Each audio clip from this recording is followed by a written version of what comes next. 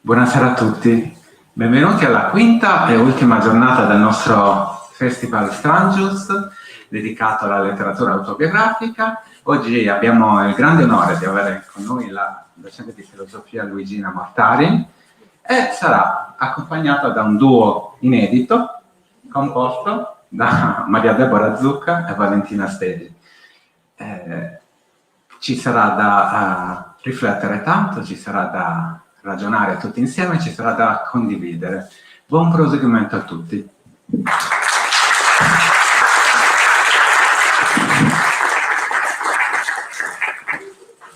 Buonasera a tutti, grazie Guido.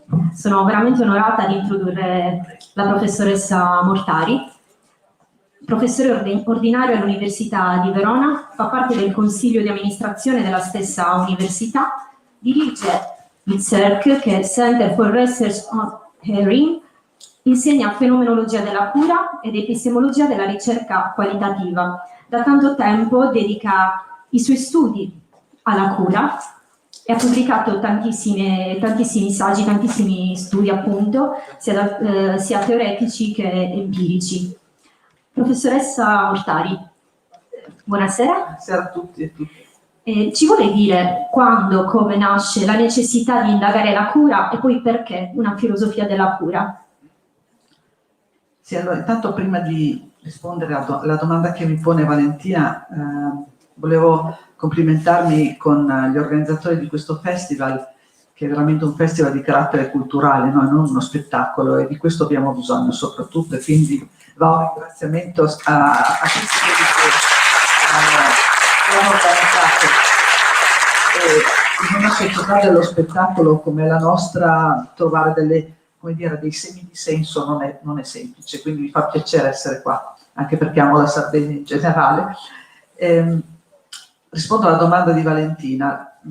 Io sono stata per molti anni un'insegnante di scuola primaria, non ho frequentato l'università, studiavo da sola.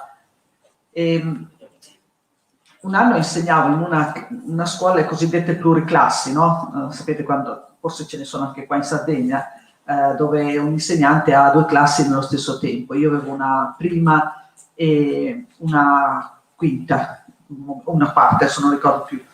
Però avevamo organizzato questa scuola vicino al fiume Po, perché io vengo da quelle zone, in modo sperimentale, per cui giravamo in tutte le classi, in modo che questo mancare di qualche insegnante in questa scuola non venisse sofferto dai bambini e dalle bambine. E siccome io ho la passione per la matematica e le scienze, insegnavo matematica e scienze nelle varie classi. Quindi mi trovo un giorno, la mia classe però quella assegnataria vera era la prima, era il momento in cui bisognava consegnare le cosiddette schede ai genitori, non quelle con i voti, quelle in cui bisognava scrivere tantissimo. Io lasciavo sempre la cattedra con i cassetti aperti per il principio della fiducia, e il giorno in cui dovevo consegnare le schede vado per tirarle fuori e controllare che siano tutti in ordine, e ne trovo una strappata a pezzetti, quindi strappata a pezzetti e messa sulle altre. Allora chiedo subito ai miei bimbi chi l'avesse rotta. Tra parentesi, questa era la scheda di una bambina che non era proprio bravissima a scuola, anzi aveva molte difficoltà, e quindi subito ho pensato, come fanno a volte gli insegnanti, è stata la bambina, no? Non voleva dare un dispiacere ai suoi. La chiamo, invece lei quando vede la sua scheda rotta scoppia in lacrime e mi dice: maestra, adesso come faccio io? Allora capisco, e quindi chiedo a tutta la classe chi è stato a rompere questa scheda, e nessuno alza la mano. Dico, non si è rotta da sola, bambini, qua bisogna sapere il perché. Nessuno dice nulla. Allora lascio passare il tempo, al momento della ricreazione dico: adesso o salta fuori chi l'ha rotto, perché vorrei capire il perché, altrimenti non facciamo ricreazione. E quindi i bambini non hanno fatto ricreazione, perché di fatto loro non l'avevano rotta. E un bambino, mi ricordo, mi ha detto: maestra, quindi non giochiamo a pallone oggi? No, il pallone voleva dire una pallina di carta nel corridoio, non si gioca. E il pomeriggio io ero solita portarli giù, perché si stava anche al pomeriggio alla scuola, avevamo organizzato un tempo particolare, né lungo né allungato, ma un tempo sperimentale. E avevamo questo cortile grandissimo dietro l'argine del Po, e davanti questo grande cortile con i tigli, e quindi a volte li portavo giù i banchi e facevamo scuola sotto i figli. Maestra, non andiamo, no, finché non salta fuori chi la rotta non scendiamo, quindi i bambini erano abbastanza arrabbiati. Passa la giornata, niente, la mattina dopo arrivo e dico, bambini, facciamo anche oggi uguale? No, maestra, allora capisco che possono essere stati loro e quindi facciamo il discorso a tutta la classe, tutta la scuola, 5 classi. E io dico, facendo un'assemblea generale, io metterò la mia giacca vento nell'attaccapanni appeso in corridoio. Chi ha fatto questo gesto e non verrà punito, perché ogni gesto ha bisogno solo di comprensione, di capire. Può essere che abbiamo sbagliato noi maestri, abbiamo combinato qualcosa e sia un gesto appunto di indicazione di una sofferenza, mette il nome e poi io con calma parlo. Tutti torniamo in classe, uno dei miei bambini, il più piccolino, proprio mi dice, maestra posso uscire un attimo? Sì. Esce, poi ritorna dentro e viene vicino, maestra c'è un bigliettino nella tasca della tua giaccavento. Va bene, allora dico, lo vado a prendere o lo vai a prendere tu senza leggere? Lo vado a prendere io, infatti lo prende, no? Molto porta, io leggo, non dico niente, subito i bambini, allora oggi si fa ricreazione? Sì, oggi si fa ricreazione e lascio correre molto tempo in modo che nessun bambino potesse risalire al fatto che io avrei incontrato qualcuno e durante la ricreazione io chiedo alla bambina di quinta che aveva dichiarato di aver rotto la scheda di venire in bagno con me perché dovevamo lavare i pennelli. Nella mia classe, che era molto grande, c'era l'angolo per la pittura e quindi andiamo in bagno, metto l'acqua lì, mettiamo i pennelli e poi le parlo e dico, ma io ci sono rimasta un po' male, ma perché hai rotto non la tua, ma quella di un'altra bambina? Tra l'altro rompere la scheda di uno bravissimo, magari l'invidia, ma perché la scheda di una bambina che sai benissimo che è in difficoltà, perché noi facciamo i gruppi, tutti i gruppi eterogenei per aiutarsi tutti insieme. Lei mi guarda, poi abbassa gli occhi, me lo ricordo ancora, come se fosse ieri, abbassa gli occhi e mi dice, perché tu maestra non ti prendi cura di me, ma di lei sì. Come non mi prendo cura di te e di lei sì, cosa vuol dire? E lei dice, perché quando tu insegni matematica a lei, tu la prendi sulle ginocchia e invece tu non mi tieni mai vicino. Che era vero, siccome era piccolina, era di prima e aveva molta difficoltà a lavorare con i numeri, quando facevamo matematica me la tenevo lì vicino, me la mettevo sulle ginocchia, così la accompagnavo intanto che gli altri facevano altre cose, poi per lei preparavo dei compiti diversi. Allora l'ho guardata e siccome anche lei era molto in difficoltà a scuola, ho detto sì, ma io non capisco, perché io preparo i compiti per lei personalmente, ma li preparo anche per te personalmente. Quindi faccio tutto quello necessario per aiutarti in matematica. E lei mi guarda e ripete, però non mi tiene vicino. Io rimango senza parole, sul momento proprio sono rimasta senza parole. E torniamo in classe, faccio tutte le cose normali, poi il giorno dopo devo andare in classe da lei e le vado vicino e dico, allora vuoi stare vicino a me? Sì, maestra. Chiaramente dico, non ti posso prendere sulle ginocchia, l'altro era di quinta, altina, dico, poi hai tutti i compagni maschi, cosa vedono? Una bambina presa in braccio, sembra una mamma, non sono più la maestra. E lei allora prende il suo banco e lo attacca al mio, anche perché io non usavo la cattedra eravamo in un angolo per mettere su tutte le cose, io usavo un tavolino che poi facevo girare, quindi lei lo attacca e poi si è seduta vicino e pian piano veniva verso di me e ogni tanto si appoggiava alla spalla. Io lasciavo fare, questo è andato avanti per molto tempo e poi arriva il momento delle nuove schede, io do il voto e lo consegnavo a ogni bambino, discutiamo dei voti che si davano e le dico, ma hai fatto qualche miglioramento? C'è, però non è successo una cosa così diversa da pensare che il sistema che abbiamo adottato di vicinanza abbia prodotto chissà che cosa. Mia interpretazione assolutamente da azzerare, da cancellare, perché lei mi risponde, lo so maestra, però adesso quando io ho il problema davanti, il cuore non trema più, perché io ti posso toccare. E questa cosa mi è rimasta dentro e mi ha fatto ripensare a tutto il mio modo di essere insegnante. Io che passavo ore e ore a preparare i compiti, però non passavo ore e ore a preparare me stessa, perché il primo strumento di insegnamento siamo noi, non sono le cose che prepariamo, è il nostro modo di essere. E allora sono tornate vere le parole che studiavo allora, stavo studiando proprio quelle, no, di Simone Weil, quando dice si apprende solo nella gioia. È quando tu hai un sentire positivo, che la tua mente rimane libera dalle tensioni e puoi apprendere qualcosa di trasformativo che ti serve, altrimenti semplicemente tu stai fuori dalla scena dell'apprendimento, apprendi quel tanto che ti serve a eseguire un compito, ma tutto il tempo vero della vita della scuola rimane esterno, perché il tuo animo sta altrove. Dice Aristotele in un passaggio della retorica, la cosa determinante per ciascuno di noi è, in greco si dice os e contes, cioè come noi ci abbiamo, come noi ci sentiamo. Dipende tutto da lì, da come noi ci sentiamo. E da come noi ci sentiamo apprendiamo una cosa o non la apprendiamo, investiamo le nostre energie o non le investiamo. E ho pensato che a scuola forse bisognava fare un altro lavoro. Ed è da lì che poi, durante il mio percorso di ricerca, quando ho cominciato poi a fare ricerca durante il mio dottorato, andando nelle scuole, ho dato così importanza all'osservazione. E visto che qua si parte dall'autobiografia, accenno velocemente un altro fatto.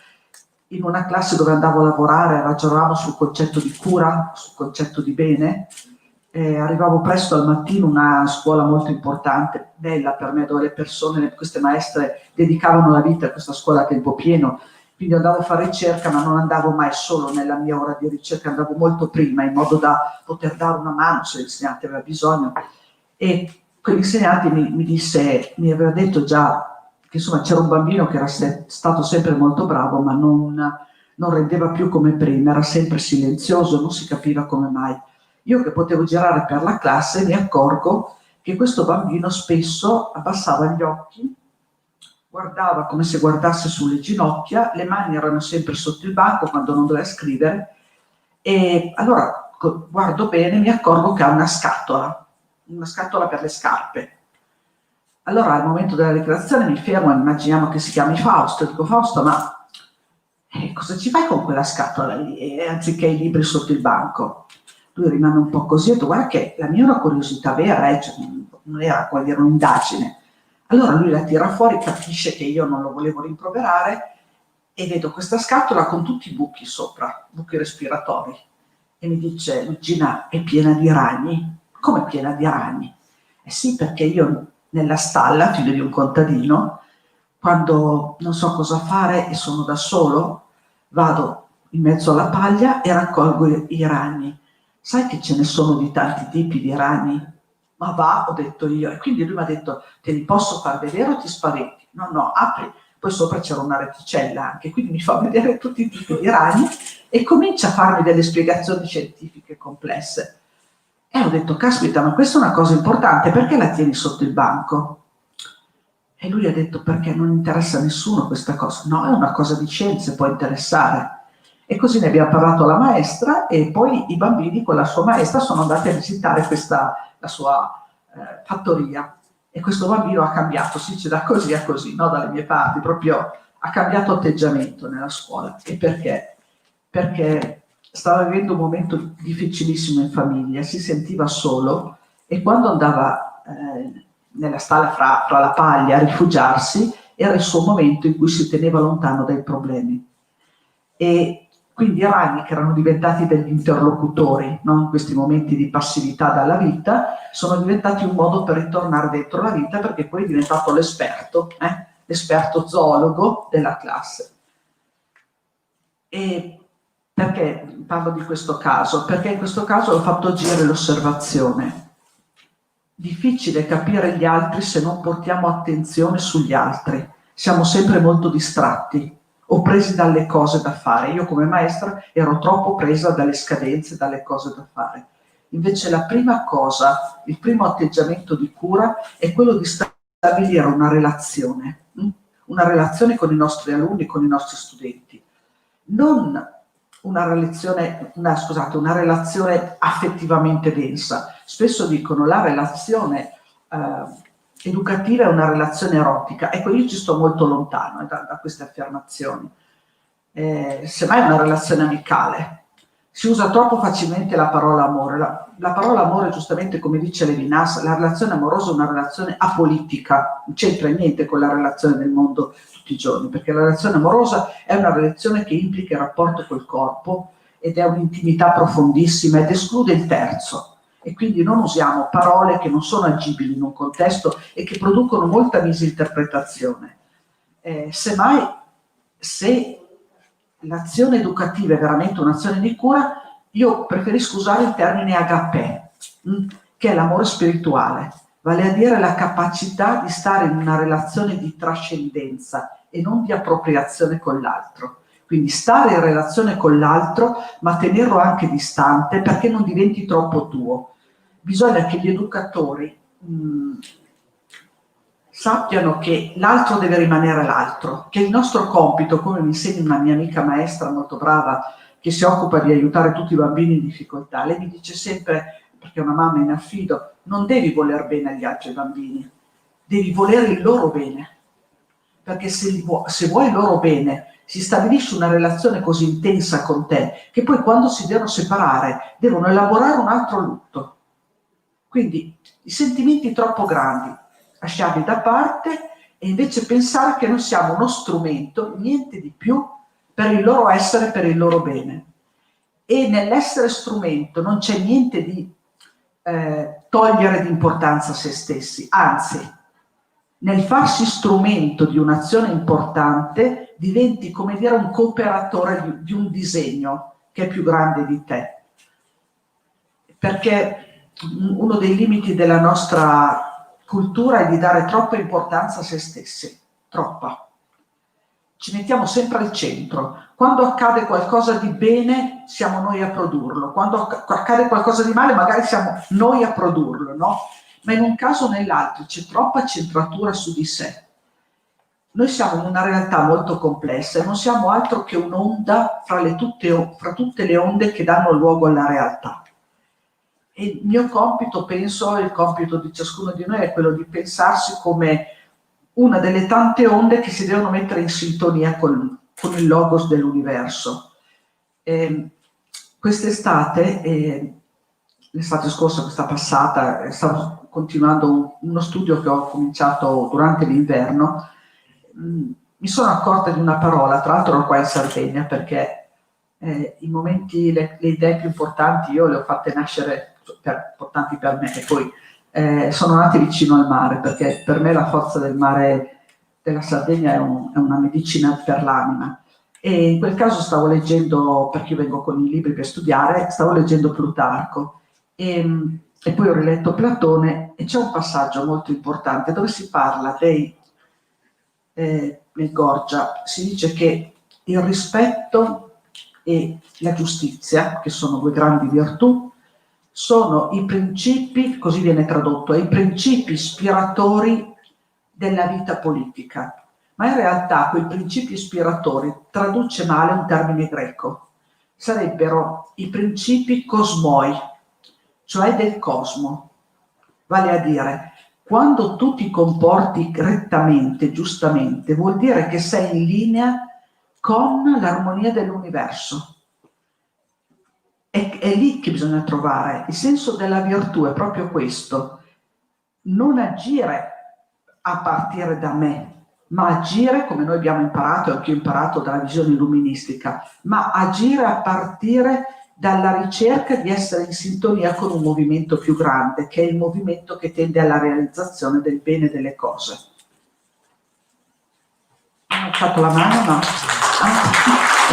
Sono interrotta.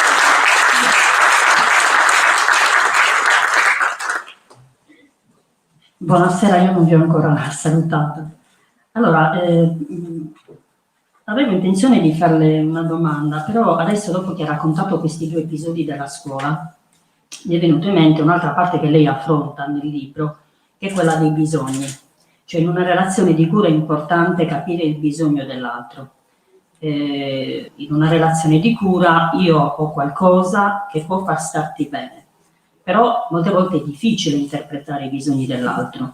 Ecco, in che modo bisogna porsi nella relazione di cura e in che modo, ha parlato lei stessa appunto dell'attenzione, è importante avere uno sguardo particolare, no? Un'attenzione particolare verso l'altro, però è anche vero che molte volte nelle relazioni di cura, per esempio nell'ambito dei servizi sociali, è difficile interpretare il bisogno può essere manifesto, però può essere anche latente, non esplicitato, quindi come riuscire a mettersi in una relazione di cura e capire il bisogno, interpretarlo, percepirlo.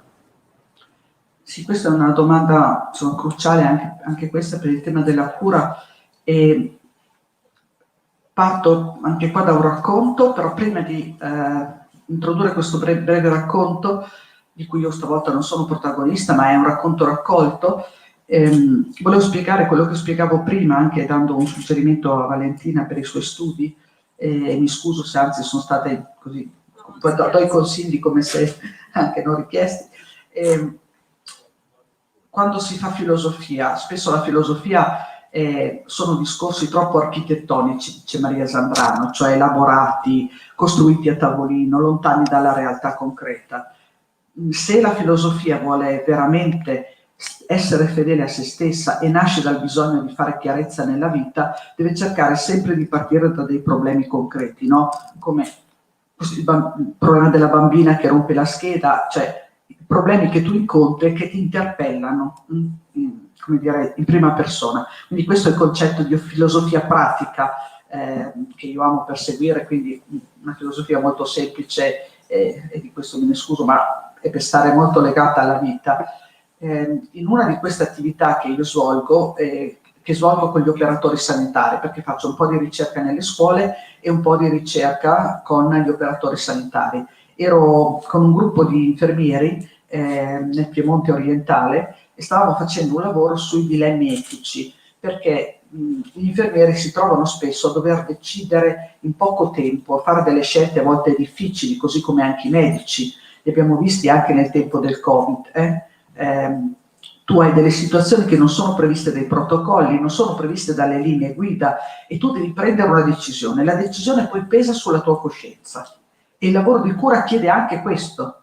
Durante il periodo del Covid mi ero resa disponibile a fare d'ascolto telefonico alle infermiere del corso, di quelli che si sono laureati nel mio corso, che conoscevo, ma mi hanno telefonato anche altre, e una sera un'infermiera telefonando mi è scoppiata a piangere dicendo: è stato molto difficile, bisognava decidere a chi dare il respiratore. Queste sono le cose che avete sentito. Un conto è sentirle raccontare in televisione, una cosa è sentirle raccontare da chi le ha vissute. L'anima fa male. Dice: per fortuna non ero io a prendere la decisione, perché il medico stava veramente male e non c'è alternativa. E raccontava questo episodio molto difficile. Diceva: sono arrivati tutti questi pazienti e noi li abbiamo tutti uno dopo l'altro, li abbiamo sistemati nel letto e poi siamo arrivati alla fine, eravamo stanchi e il medico ha detto: adesso andiamo a ricontrollarli tutti, uno da capo, no, dall'inizio, per vedere come stanno. Dice: quando siamo tornati dal primo era già deceduto. Quindi la fatica, questa è la fatica della cura, anche questa è una fatica pesantissima, ma senza dover affrontare questi momenti di grave emergenza, il problema della coscienza lo affrontano spesso. E questo racconto, che mi è molto caro per l'intensità con cui mi è stato raccontato, dice così: è una infermiera domiciliare in supporto al reparto di oncologia di una città appunto del Piemonte. E fra tutti i pazienti che lei aveva questo padre di 2 ragazzini, poco più che quarantenne, ormai malato terminale, e lei andava per le cure palliative sostanzialmente, perché la moglie aveva preferito tenerlo vicino, tenerlo in casa. E lei dice che una mattina arriva, deve praticargli la solita terapia e lui le chiede di non praticargliela e dice: perché? Guarda che senza soffrirai tantissimo. E lui le dice: io voglio prendere la macchina, andare all'ipermercato, comprare la farina, comprare l'assicella per fare i biscotti, perché io li facevo quando i bambini erano piccoli. E sua moglie sente e si arrabbia, dice: ma figurati se io ti lascio andare a prendere la macchina. E lui insiste e lei dice: no, assolutamente, perché tu stai poco bene, stai male, hai dolore e devi prendere la medicina. L'infermiera è d'accordo con la moglie e poi, tra l'altro, lei ha l'obbligo di somministrare la terapia, però lo guarda e dice tra sé e sé: lo sto ascoltando o sto seguendo solo una prassi che mi è stata codificata? E allora si siede, si prende 2 minuti, si siede e vuole sapere il perché. E mentre sono lì da soli, lui gli dice: io ho poco tempo e vorrei fare per i miei ragazzi, i miei bambini, ormai erano ragazzini, la stessa cosa che facevo per loro quando erano piccoli. E voglio avere almeno questo piacere di non lasciare a loro negli ultimi giorni il ricordo solo di un papà dolorante. Voglio che si ricordino di un papà che ha fatto qualcosa. Lei a quel punto si sente interpellata dentro, capisce che quel bisogno che esula dal protocollo della terapia è una cosa importante e decide di fare come gli viene chiesto. Lei mi racconta che però sta male tutto il giorno perché non sa come reagirà senza la terapia. E il mattino dopo non è il suo turno e lei però prende l'auto e vuole andare a vedere come sta a casa. Arriva, sua moglie apre la porta in lacrime e gli dice: non c'è più, però ti ha lasciato una cosa sul tavolo. E lei va su là e c'è una scodella con i biscotti, anche per lei. Allora, questo è un racconto che dà molto da insegnare, che vuol dire: quando tu fai un lavoro di cura, la tua coscienza te la devi lasciare interpellare, perché il bisogno di bene di un bambino, o il bisogno di sollievo dal dolore di un malato, o il bisogno di dare un senso agli ultimi momenti della vita, diventa un imperativo tale al quale tu non puoi sottrarti, perché la tua coscienza ti dice che non puoi sottrarti. Ma perché la tua coscienza sia capace di rispondere ai bisogni, tu devi essere capace di lasciarti interpellare dall'altro, lasciare che il volto dell'altro, che i suoi occhi ti parlino. Quindi per quello torno al principio dell'attenzione. La capacità di cura è l'attenzione all'altro, è mettere l'altro al centro, non perché dia sfogo al suo egoismo, alle sue centrature personalistiche, ma perché ciascuno di noi, come dice Aristotele, e lo diceva già prima Platone, cerca il bene. E il bene, lo discutevamo forse a pranzo, adesso confondo, forse a pranzo con te Valentina, con voi, ecco. Il concetto di bene è un concetto sul quale tutta la comunità dovrebbe riflettere. C'è una parola però che ci aiuta, è quella che usa Aristotele per dire che l'essere umano cerca l'eudaimonia. L'eudaimonia viene tradotta con felicità, ma è un errore. È troppo banale tradurla con felicità. Eudaimonia è composta da 2 piccole parole greche: eo, che vuol dire bene, e daimon, che significa lo spirito, la coscienza, il demone che abbiamo dentro, poi diventa l'angelo custode, ma per gli antichi greci era la coscienza. E quindi l'eudaimonia, che è il vivere bene, il sentirsi bene, il vivere bene, il sentirsi bene nello spirito. Allora quell'infermiera che ascolta il paziente capisce e fa agire nella sua mente il concetto che il bene sia qualche cosa che si raggiunge nel momento in cui tu senti di aver fatto la cosa giusta. E se per quel papà fare la cosa giusta era fare qualcosa per i suoi bambini di concreto, per l'infermiera fare la cosa giusta era mettere in discussione il suo modo di agire per mettersi al servizio dell'altro e fare in modo che l'altro sentisse nell'ultimo momento della sua vita il senso dell'esserci pieno per quelli che sono i bambini suoi, che sono il valore più grande della sua vita.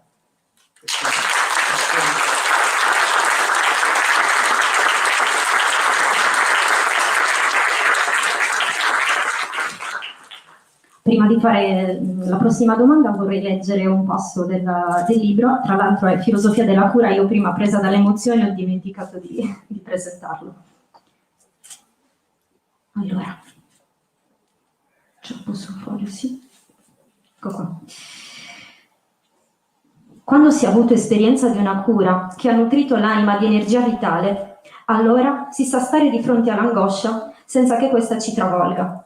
Il neonato, che si è sentito tenuto in un abbraccio che raccoglie non solo il corpo, ma anche la mente, ha potuto fare esperienza di una quiete sorgiva di energia che nutre l'essere.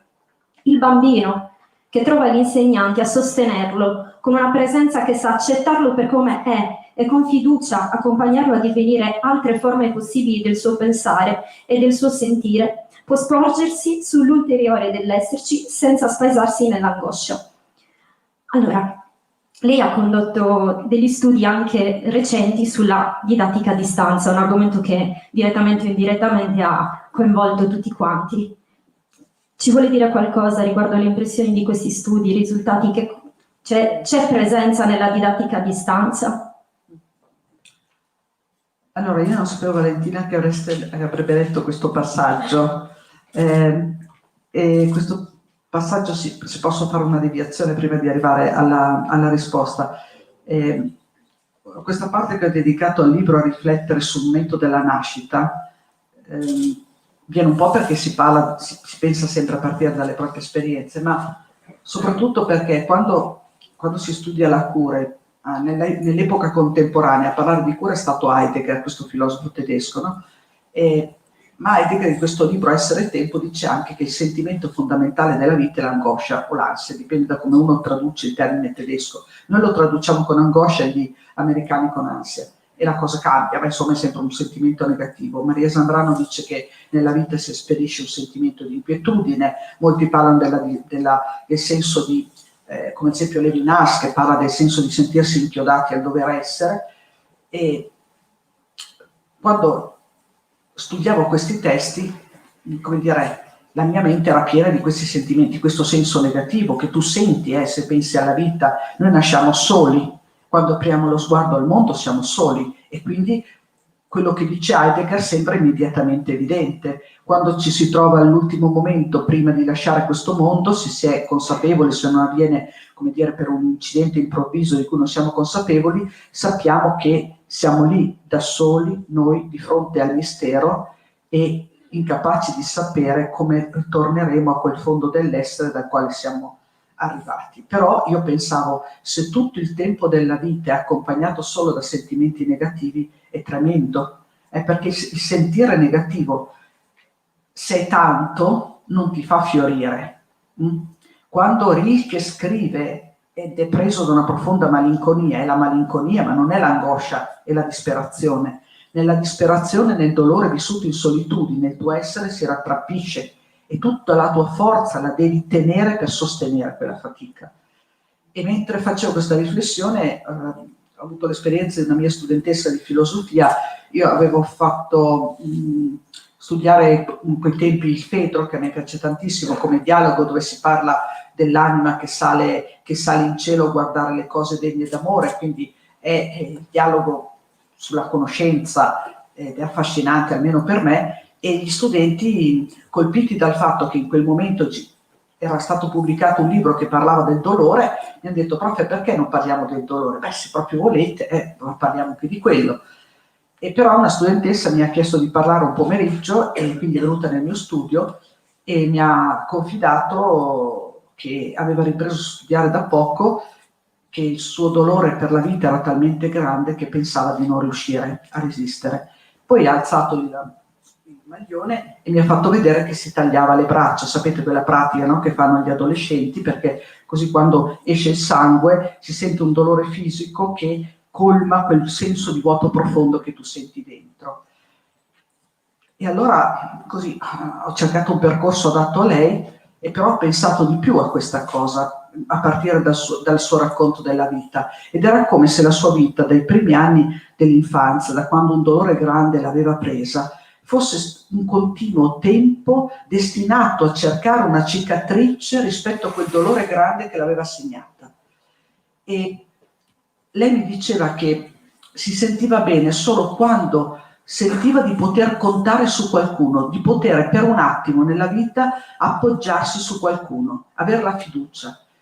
E allora io ho pensato che in realtà, quando si parla del senso della vita ai giovani, non è corretto usare solo certe visioni come sono quelle heideggeriane o levinassiane, perché in realtà quando noi veniamo al mondo è vero che sperimentiamo il senso della gettatezza, come dice Heidegger, ma noi innanzitutto veniamo nell'abbraccio di qualcuno e si spera sempre di arrivare nell'abbraccio della madre, no? Che quindi chi ti ha messo al mondo ti raccolga subito. E quell'azione che fa la madre, lo to hold, di contenere, come dice Winnicott, questo grande psicanalista inglese, ti fa sentire che tu hai un posto nel mondo. E quindi l'abbraccio ti fa esperire la speranza e la fiducia che quell'abbraccio si possa ripetere tante volte. E quindi cominci la vita con un sentimento estremamente positivo.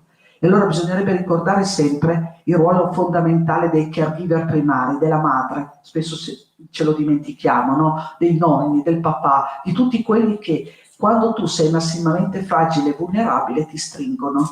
Ecco perché ho scritto quel passaggio, no? Per pensare a due sentimenti forti che sono la fiducia e la speranza. Ecco, anche queste nella didattica a distanza è difficilissimo. Nella didattica a distanza tu gli alunni non li vedi, non cogli le sfumature del loro sentire, non vedi come si muovono. Non avrei potuto vedere il bambino che ha la scatolina con i ragni, perché non ce l'hai lì. Non puoi neanche avvicinarti, sederti vicino e dire Fausto cos'hai? Oppure Monica ti senti poco bene oggi? Oppure anche il bambino o la bambina che sono in difficoltà e ti vengono vicino e dicono maestra non sto mica tanto bene, mi fa male la testa, e magari non hanno male la testa, semplicemente hanno bisogno di sentirsi raccolti anche loro da te che sei la maestra. Ecco, tutto questo nella didattica a distanza non c'è. Però non si è potuto fare a meno di fare la didattica a distanza perché non farla avrebbe significato perderli completamente, perché con la didattica a distanza almeno li tenevi vicino.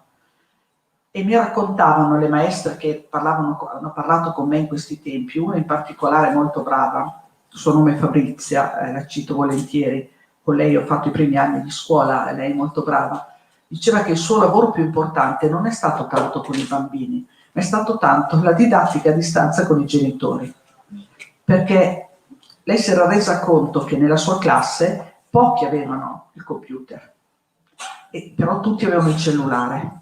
E quindi lei ha dovuto costruire una rete di rapporti attraverso il cellulare in modo che tutti potessero stare in relazione. E fino a quando lei non è riuscita a tenere tutti i genitori in relazione attraverso un sistema che ha inventato, anche i bambini li perdeva. E quindi il lavoro di cura, il lavoro della didattica a distanza è stato anche un lavoro di cura delle famiglie, prima ancora che un lavoro di cura con i bambini, in modo che il bambino non si sentisse solo, ma anche il genitore non si sentisse solo, perché i genitori non erano più abituati ad avere i bambini in casa. E se un genitore ha 2 o 3 bambini e tutti che sono impegnati a fare la didattica a distanza, entra in uno stato di confusione e di grande fatica.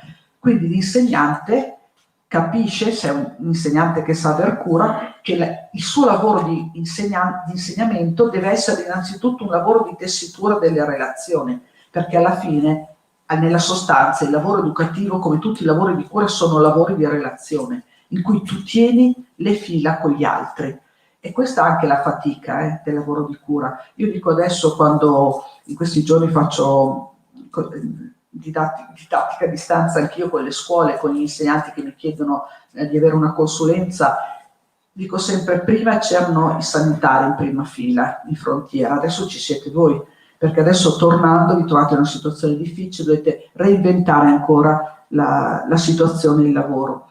E per questa situazione nuova non ci sono libri, non c'è una sapienza, perché la pedagogia ha sempre pensato al lavoro educativo in presenza, non ha mai pensato a distanza. Quindi le insegnanti si sono dovute, dico le insegnanti perché in genere sono donne, ma insomma non vorrei escludere ovviamente le insegnanti e gli insegnanti, si sono dovute inventare le pratiche, sapendo che con i mezzi tecnologici si possono tenere le fila, ma noi siamo persone in carne ed ossa ed è diverso avere la persona lì. Edith Stein dice, noi sapete viviamo in una cultura che ha sempre diviso il corpo dall'anima, e tanto che in medicina spesso il paziente è un corpo con una patologia, ma non si vede l'anima. A scuola i bambini erano corpi, cioè erano menti senza il corpo, perché tanto venivano messi in un banco e tutti i loro bisogni, nel senso di muoversi, erano visti con grandi difficoltà fino agli anni 70, quando c'è stato tutto il movimento della parte voluto da cooperazione educativa, un grande movimento pedagogico.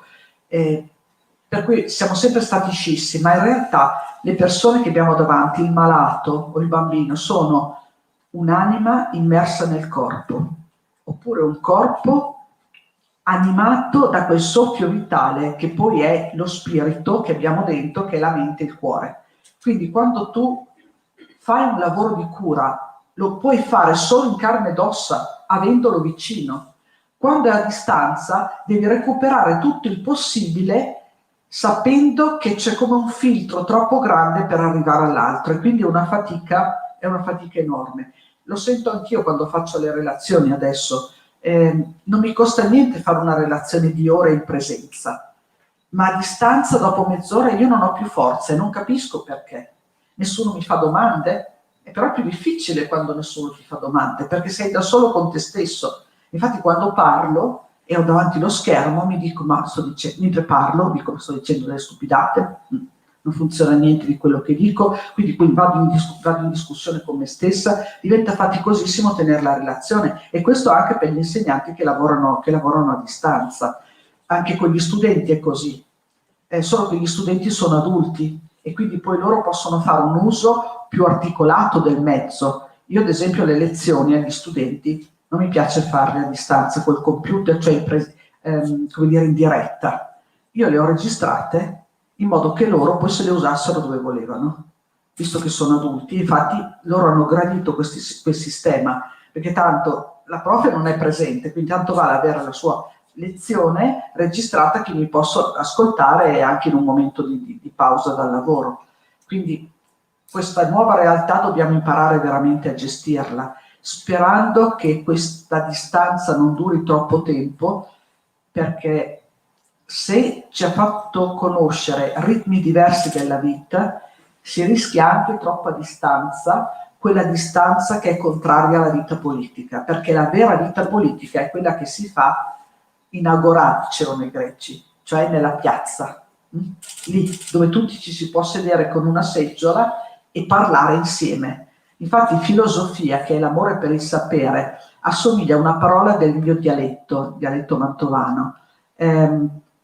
Quando nelle case contadine d'inverno, e da noi l'inverno viene presto, c'è tanta nebbia, le donne erano solite raccogliersi la sera nella stalla dove c'era molto caldo e fare filos, come filosofia. Fare filos voleva dire tenere le fila della conversazione.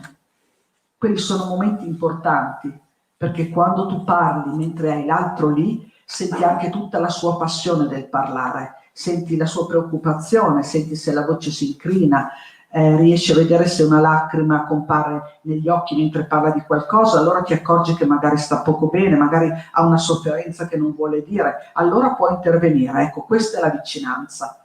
Nella vicinanza si può anche discutere molto ma molto animatamente. Con la didattica a distanza è tutto talmente regolato che non hai discussioni, litigi, però la vita politica è fatta anche di discussioni appassionate, perché è dalla passione per il pensare per la verità che nascono le idee vere, non dalla distanza rarefatta dove non ci sono sentimenti. Non so se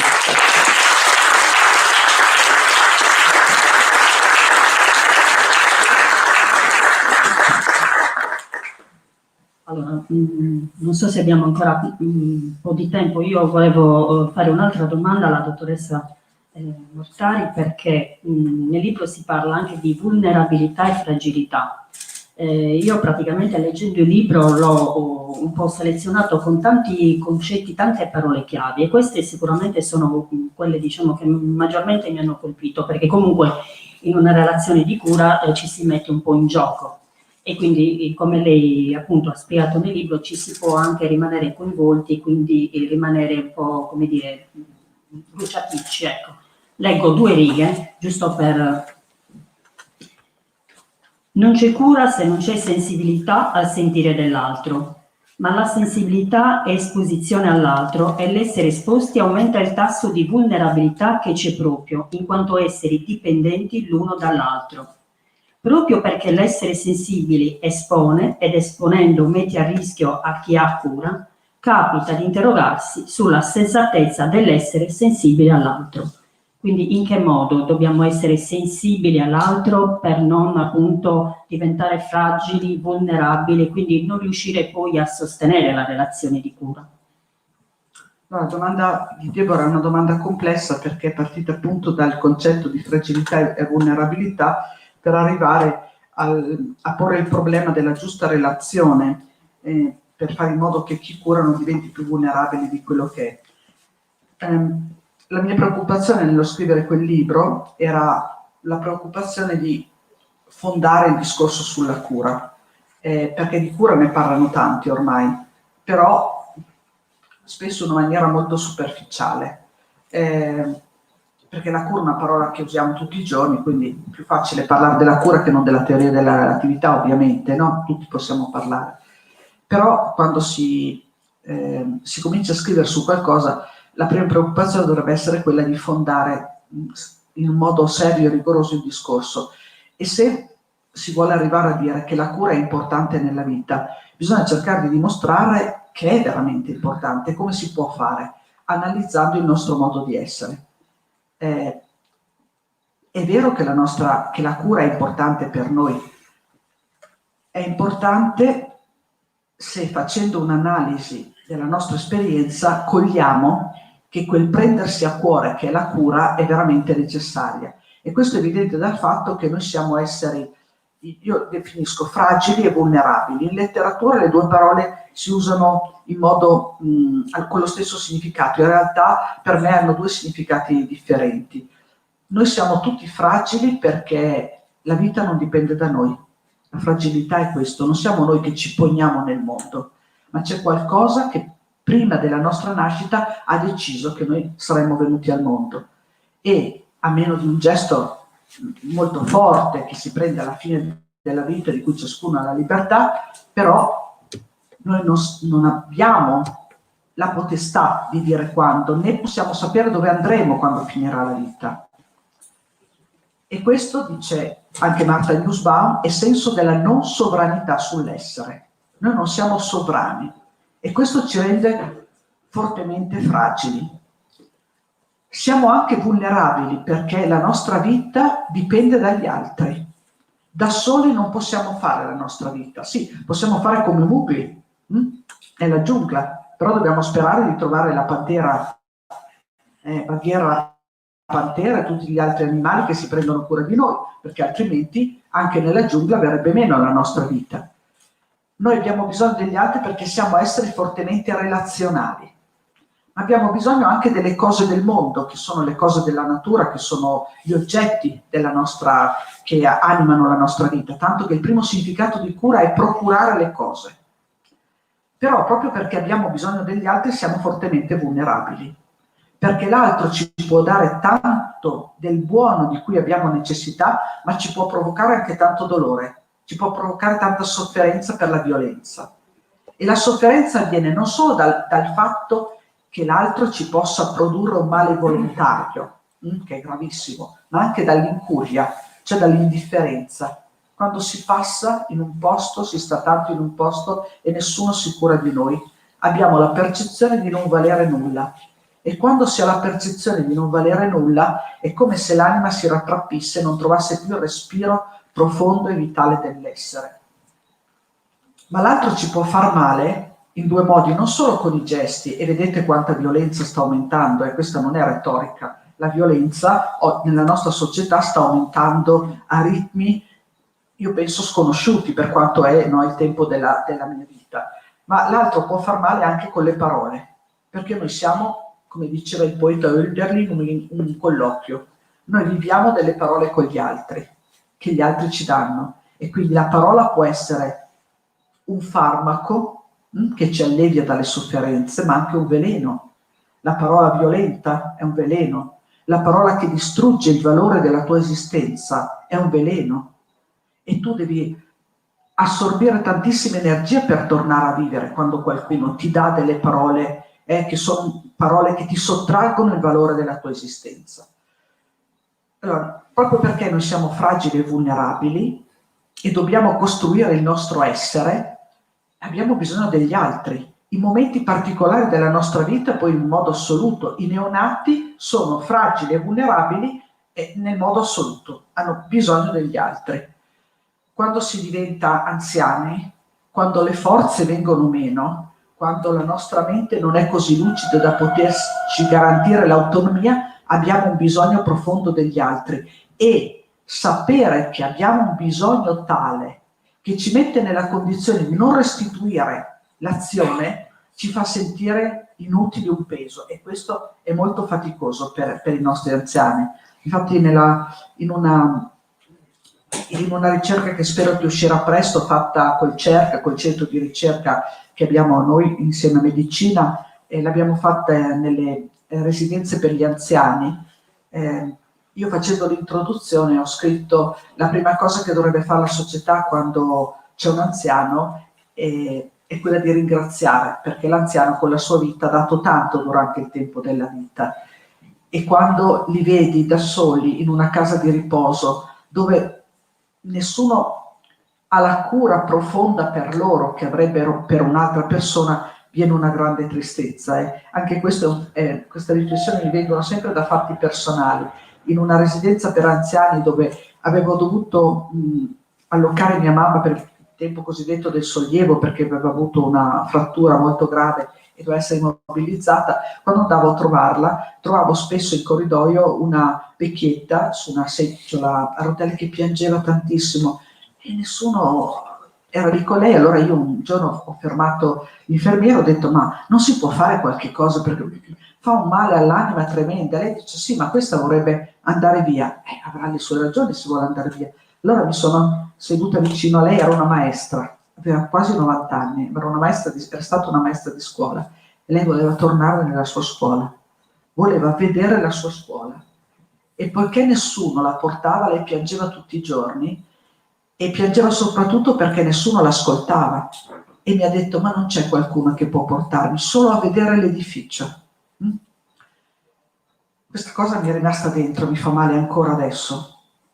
Vuol dire che quando le persone non hanno più l'autonomia, la capacità di gestirsi, diventano talmente dipendenti dagli altri, e che in questa dipendenza è difficile anche essere ascoltati nei bisogni fondamentali. Ma le persone possono aver bisogno dell'altro anche in piena adultità. Abbiamo bisogno dell'altro anche semplicemente dell'amico al quale dire tutto quello che noi patiamo per sentire un conforto. Allora, la cura è l'attività che si mette a disposizione dell'altro per cercare di far sì che il suo stato di vulnerabilità e di fragilità non gli impedisca di raggiungere il miglior benessere possibile. Però è un lavoro sfiancante a volte, che ti assorbe tutte le energie, e può diventare un lavoro logorante al punto da perdere te stesso. E allora cosa ci vuole? Ci vuole una rete che sostenga coloro che hanno cura. La vita ecologica è questa, i sistemi vitali si strutturano per reti concentriche che si tengono insieme. Allora, delle persone che hanno massimamente cura degli altri, il sistema politico dovrebbe prendersi cura in maniera viva e vera, in modo che abbiano un punto dove essere ascoltati, un punto dove, mi diceva un'infermiera, ricaricare le pile. Quando ci si sente troppo consumati, ci deve essere qualcuno che ti aiuta a restituire l'energia di cui hai bisogno. Anche perché quando si è nella relazione con l'altro che ha cura, non sempre si riesce a stare in equilibrio, era la domanda di Deborah prima. Perché quando l'altro ha molto bisogno rischiamo di dare più del necessario. Il problema profondo è quello di trovare la giusta misura delle cose. Questo in ogni attività umana. La cura ha quella che io chiamo una virtù matematica, che è la virtù del cercare la giusta misura. Io ho usato questa metafora per spiegarla, uso per spiegare ai miei studenti. Immaginiamo l'angolo retto di 90 gradi. Quello che realizza la giusta cura è la persona che arriva ai 45 gradi, quindi che è sufficientemente spostata verso l'altro, ma che non è troppo spostata per non cadere addosso all'altro, perché se dà troppo di sé diventa un peso anche per l'altro. Se sta troppo lontana l'altro non lo sente e deve trovare quel punto di equilibrio perfetto. Il Metrion, dicevano i greci, la giusta misura. Solone diceva la misura non apparente delle cose. Perché non apparente? Perché è la cosa più difficile da fare. Infatti quando Socrate incontra Alcibiade, che era questo ragazzetto di cui si era invaghito, e dice: Alcibiade, fermati, perché adesso, sapendo che tu vuoi diventare un governante della città di Atene, devi imparare ad aver cura di te, perché se non saprai aver cura di te, non saprai aver cura della città. E questo è un discorso che lo possiamo riprendere dopo. E Alcibiade dice: ma perché me lo dici adesso? Non lo potevi dire prima, se adesso me lo dice all'ultimo. E Socrate gli dice: la cosa giusta va detta al momento giusto, nel kairos. Se l'avessi detto troppo presto, non mi avresti ascoltato. E se te lo dicessi adesso un po' troppo tardi, sarebbe appunto tardi. Il problema è trovare il momento giusto in cui l'altro può ascoltare le tue parole, può metterle a frutto, può farle diventare parole generative. Quindi chi fa il lavoro di cura deve avere una sapienza riflessiva grandissima e deve soprattutto mantenere una distanza che è anche una vicinanza. Esserci ma non esserci. È come quando noi insegniamo a un bambino a camminare, cosa facciamo? Gli lasciamo la mano e però non è che gli stiamo dietro, lo teniamo in piedi, perché altrimenti non impara. Ci teniamo un po' distanti, però con la mano pronta nel caso lui abbia bisogno. Quindi è sempre una questione di equilibrio della propria presenza e della propria assenza, anche perché l'equilibrio della relazione è necessario anche per, come ho detto prima, mantenere una relazione, un equilibrio interiore nel sentire, nel pensare, che è necessario perché l'altro stia bene.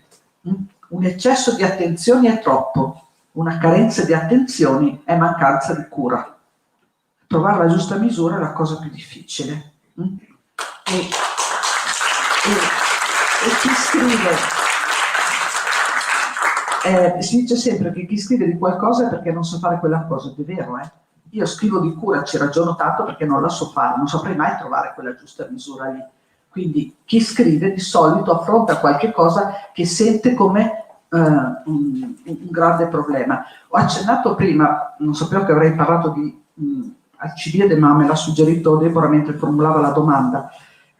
Socrate gli ha detto: abbi cura di te se vuoi diventare un politico. E dice di preciso: se vuoi aver cura degli altri devi aver cura di te stesso. Cosa intende? Che la politica è cura degli altri. Questo è il messaggio più importante, di cui si dimenticano tutti quelli che in questo momento fanno politica. Non si va in politica per raggiungere un obiettivo personale, per affermare un'idea, per fare una legge, può essere anche inutile, può fare anche un altro. Il lavoro della politica è la cura della koinè, dice Platone, la cura della comunità. E quindi è un lavoro di servizio, non è un lavoro di affermazione di sé. È questo che bisognerebbe imparare. Anche perché chi fa davvero un lavoro lo interpreta come un lavoro per far fiorire l'altro o per riparare un dolore. Quando l'altro sta bene, sente un senso di soddisfazione per sé altissimo, non ha bisogno d'altro. Per quello che la relazione che per me è l'archetipo della cura è l'amicizia.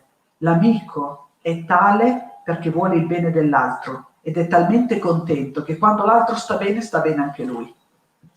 Ma l'amico è anche la persona più severa, Quindi la cura non è una cosa sentimentale, una sdolcineria, perché l'amico, quando vede in te qualcosa che non funziona, non ci piega 2 secondi a dirtelo.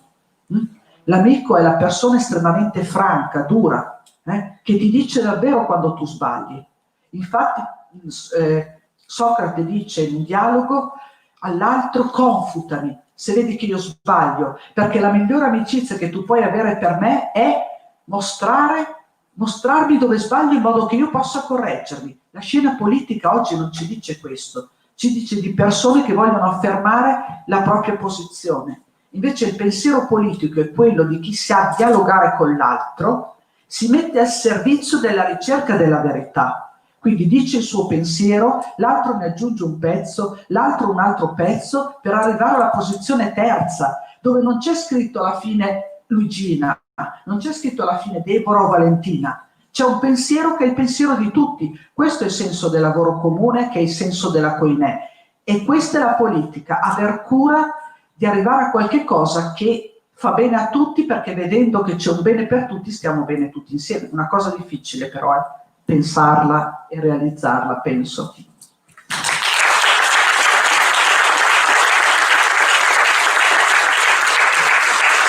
Grazie alla dottoressa Montari. Se c'è qualcuno che vuole porre qualche domanda, ci sono delle domande per la dottoressa? Sì? No. Mi sa che ti devi avvicinare perché... Prendi quello di sinistra, vai dall'altra parte.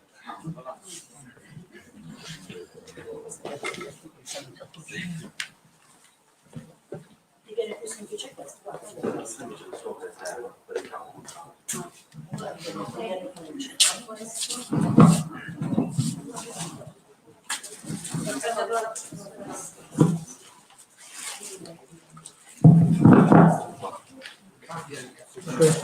Buonasera, mi interessava il rapporto tra cura e giudizio. Solo per citare un sardo importante, quindi Salvatore Santa, nel giorno del giudizio: la vita di ognuno di noi alla fine ha bisogno di essere un giudizio di essere giudicata per avere un qualche valore. Servono questi estremi, però mi pongo il dubbio di l'atteggiamento che lei di cui parla, che prevede anche molta empatia, quindi la possibilità di entrare nell'altro cercando di migliorarlo. Come si potrebbe declinare nel momento del giudizio? Lei pensa a un giudice, un magistrato, il quale si scontra tra quella che può essere la persona del magistrato in sé, quindi l'empatia che può provare nei confronti di qualcuno che ha violato la legge, parliamo di penale che è più facile, e si trova però a dover applicare dei mezzi che sono assolutamente terzi, non sentono sentimenti, deve applicare un codice, probabilmente divulgato, promulgato da qualcun altro, sta cercando di riparare un torto fatto, che si è parlato anche del torto commesso da questa persona a quella che è la pace sociale, tornando al concetto greco di koiné e quant'altro. Quindi come la cura però valorizzare l'aspetto empatico rispetto a quello che è dare una soluzione a un problema che però riguarda anche terzi. Lo dico, io ho sentito un bellissimo convegno tra cui degli psicologi dicevano che se si dovesse interpretare chiunque una luce, diciamo pietistica, se questa è una parola sbagliata, si capirebbe che tutti quanti compiamo delle azioni perché portati dal nostro vissuto. In qualche maniera sarebbe discriminante per tutti noi. Tutti noi compiamo anche la cosa più efferata, probabilmente perché ci portiamo dietro un vissuto e, tolto chi non ha proprio veramente un senso morale, la maggior parte di noi potrebbe andare esente da pena, perché se valorizzassimo questo lato della cura, esasperando ovviamente, però potremmo essere esentati da qualunque tipo di giudizio. Quindi mi chiedo, non so se è stato chiaro, un po' complesso, ma... Sì, una domanda complessa. Lei è un avvocato?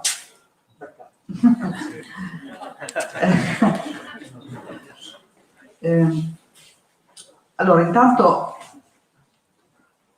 è vero che io parlo di empatia, però non parlo mai di partecipazione così intensa al vissuto dell'altro, tanto da togliere la facoltà di valutare. E poi la cura è anche giustezza, quindi quando ti trovi in una situazione a svolgere una professione, se uno ha scelto quella, il mandato che gli dà la comunità è quello di esprimere un giudizio che sia il più oggettivo possibile. Sta al giudice, e questa è la difficoltà del giudizio, trovare quell'equilibrio giusto tra la giustizia intesa come la intendiamo noi, come comminare la pena all'altro, perché diceva anche Platone, la cosa peggiore è fare ingiustizia, non subirla, e quando uno la subisce, quando uno la compie, la cosa che consente di riparare l'anima è quella di essere sottoposto a una giustizia. Io non so se sia così, non sono un avvocato, quindi non entro nelle sottigliezze del pensiero giuridico, però cercando di interpretare la sua domanda mi viene in mente l'espressione che usa Platone quando richiama nel Protagora il mito del Prometeo, e dice che ad un certo punto, dopo che erano stati dati tutti i doni agli uomini, in questo mito si racconta delle tecniche che ricevono gli uomini, Zeus si rende conto, il dio degli dei, che gli esseri umani non hanno la sapienza politica. Allora, anziché darle la sapienza politica, che sarebbe troppo, infatti non ce l'abbiamo, dà loro due virtù, che sono il rispetto e la giustizia. Interpretare la giustizia è la cosa più difficile, anche come interpretare il rispetto, perché il rispetto può diventare tolleranza.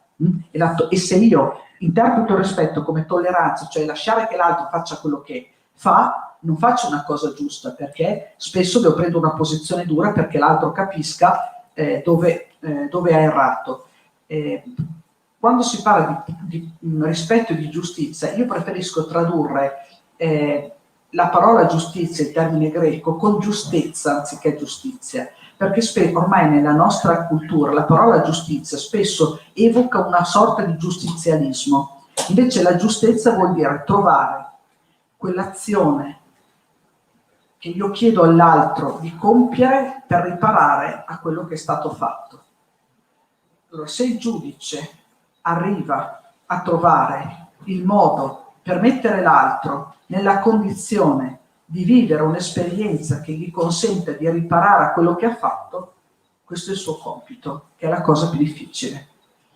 Se però l'atto giuridico viene vissuto solo come un giudizio e l'applicazione di una legge nel modo più generale possibile, dimenticando l'altro che ho vicino, allora quella non è più un'azione di cura, si dice in letteratura. Infatti per molti, soprattutto in ambito americano, la cura è inconciliabile con la giustizia, mentre per me non è così.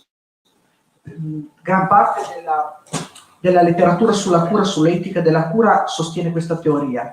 La giustizia richiede distanza assoluta dall'altro e richiede l'esercizio di pensieri generali.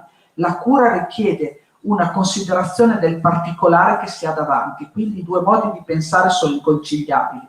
In realtà non è così, perché chi fa un vero lavoro di cura è capace di pensare sul piano generale e di leggere il particolare, e lo stesso chi esercita il principio della giustizia. L'importante è concepire il lavoro di sé, dell'esprimere un giudizio come un giudizio che sia trasformativo e che non sia qualcosa di inappellabile che consenta all'altro di non ritrovare uno spazio, e spesso la nostra giustizia è intesa così, mentre invece sarebbe il momento dell'inizio di un percorso di recupero della propria esistenza. Quindi richiederebbe tutta una rivisitazione del modo di interpretare l'esercizio del potere giuridico proprio. Spero di averle risposto. Grazie. Non so se ci sono altre domande. Ok.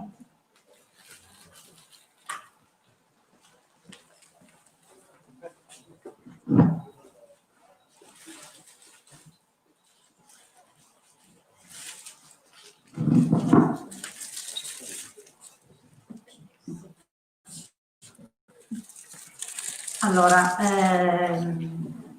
credo che a tutti noi capiti, o sia capitato o capiterà prima o poi, di dover avere cura di qualcuno.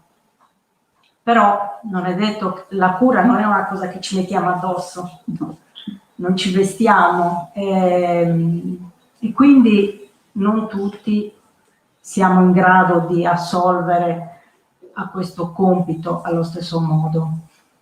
Gli esempi che ha fatto lei all'inizio degli insegnanti sono significativi di una grande sensibilità da parte delle insegnanti che hanno messo in atto questi metodi, diciamo. mi chiedo come si potrebbe ovviare alla necessità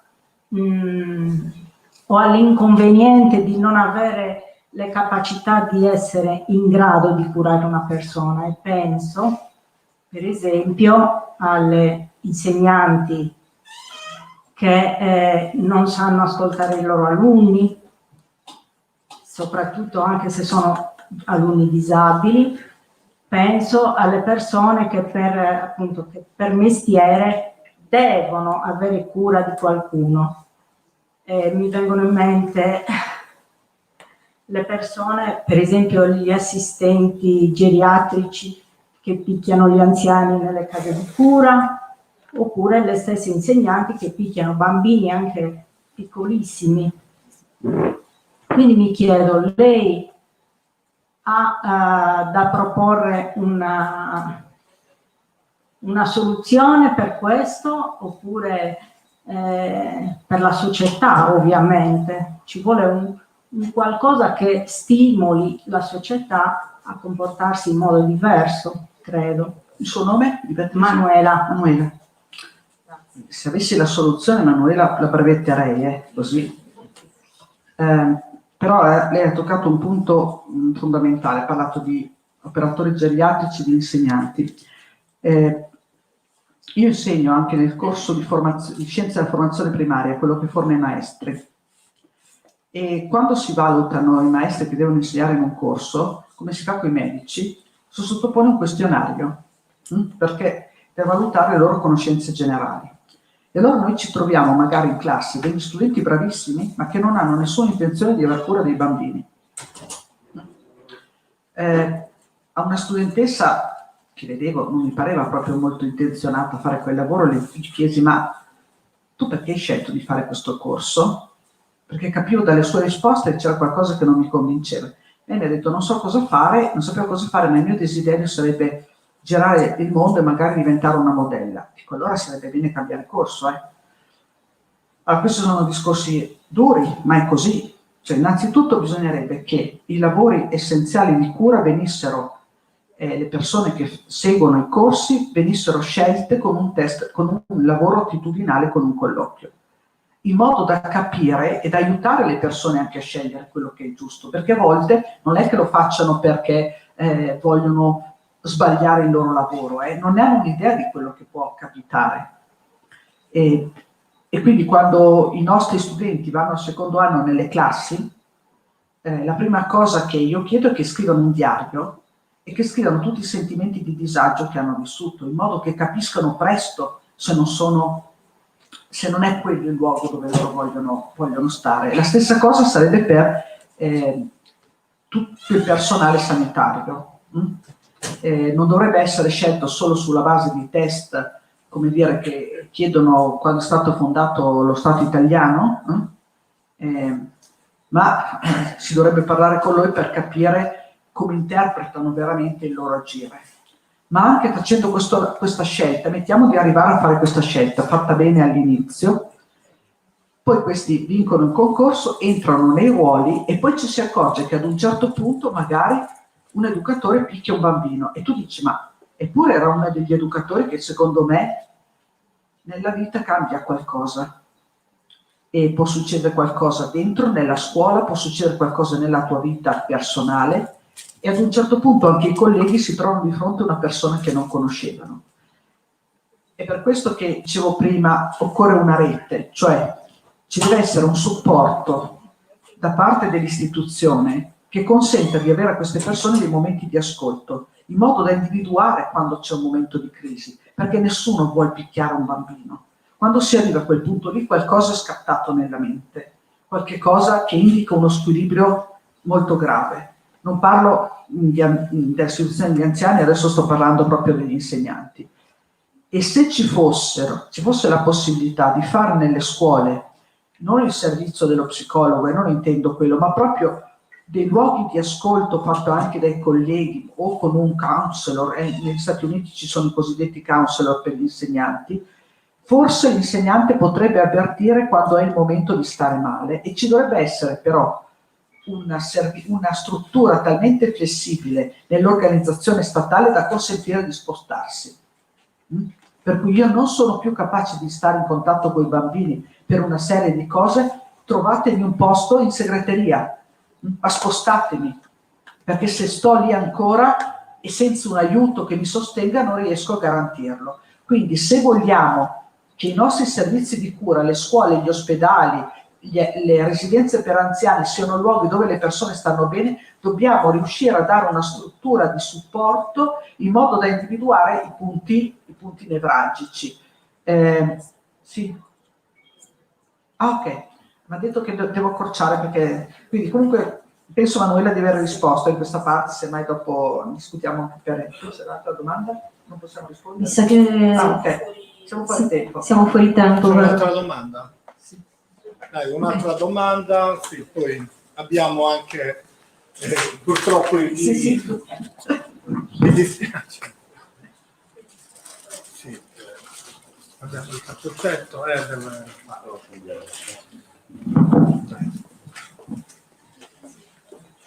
Buonasera professoressa Mortari, ho ascoltato con molta attenzione e molta partecipazione le sue parole.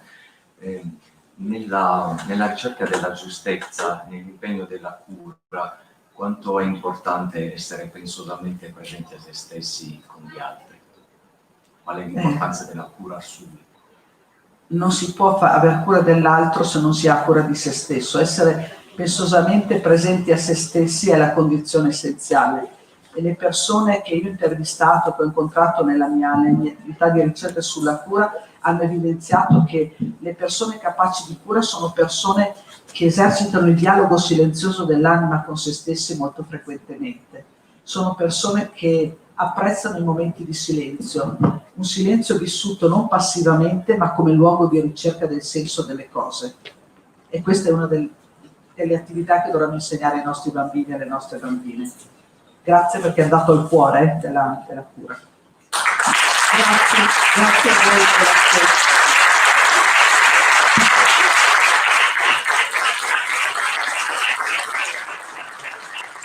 Ok, un attimo solo perché... Esatto.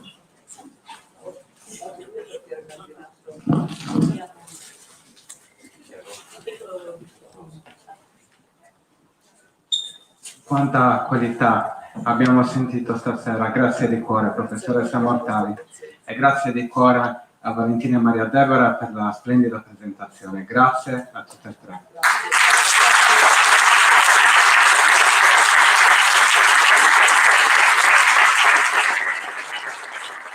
Adesso chiamo le ragazze dell'Associazione Culturale Tradizioni Popolari Serramanna per un piccolo presente alla nostra ospite e alle nostre relatrici.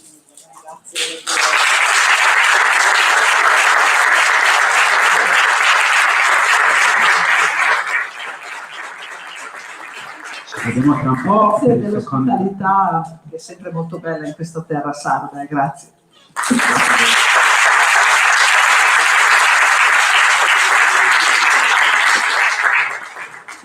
Ci vediamo fra un po' per il secondo incontro. Facciamo come ogni giorno. Chi desidera restare può stare tranquillamente seduto. Adesso passano a sanificare le sedie vuote. Grazie, a dopo.